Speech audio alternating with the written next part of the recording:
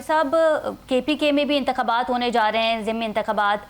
इस इंतखाबात को आप कैसे देखते हैं? क्योंकि इलेक्शन कमीशन की जानिब से नोटिस भी जारी कर दिया गया है और जैसे कि बेग साहब ने कहा, वो भी हमारे साथ मौजूद हैं कि लोग आएंगे, प्रोटेस्ट करेंगे, एहतजाज करेंगे कल और फिर चले जाएंगे। किसी महज़ब माशरे में जब प्रोटेस्ट होता है तो हुकूमत पे इसका असर तो पड़ता है, लेकिन अब तो ऐसा लगने लगा है कि हुकूमत इस बात से बाखबर है कि प्रोटेस्ट किया जाएगा कुछ घंटों का, फिर दोबारा अपने घर चले जाएंगे। देखिए, मुहज़्ज़म मुआशरे में तो यही होता है, प्रोटेस्ट ऐसी होता है। आईने पाकिस्तान में भी ऐसा लिखा हुआ है कि प्रोटेस्ट करना और हुकूमत को अपने एहतजाज से, अपनी चीज़ों से, अपने जो शिकायत है हुकूमत से हमें, वो उनको आगाह करना, मकसद तो यही होता है।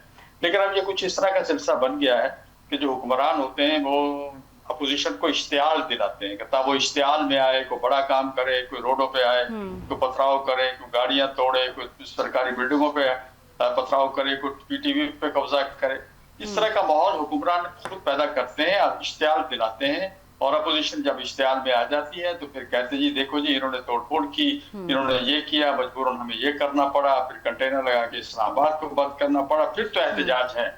अदरवाइज जो इस तरह का एहतजाज है शायद उसको एहतजाज नहीं समझते। मैं समझता हूँ हुकूमत को खुद होश का नाखन लेने चाहिए। हुकूमत को ऐसा नहीं सोचना चाहिए। हुकूमत प्रोटेस्ट को प्रोटेस्ट समझे, एहतजाज को एहतजाज समझे, चाहे पार्लियामेंट के अंदर है या पार्लियामेंट के दरवाजे पे है या रोड के ऊपर है।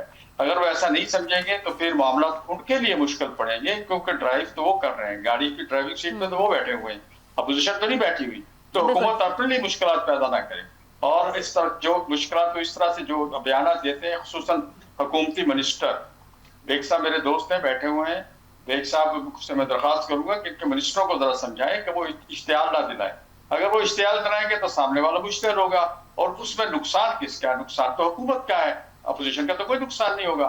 तो ये मैं समझता हूँ इस तरह नहीं होनी चाहिए। अपोजिशन की तहरीक तो अगर खुदा न खास्ता मजीद इश्तियाल में आते हैं हमारे कारकुन और तशद्दुद होती है तो फिर तो मामला और बिगड़ जाएगा। तो इसलिए मैं समझता हूँ कि हमें इश्तियाल में ना दिलाया जाए और हुकूमत के मिनिस्टरों को चाहिए कि अपने मिनिस्टरों को जो रात को टीवी पे जाते हैं उन मिनिस्टरों को थोड़ा सा समझाएं।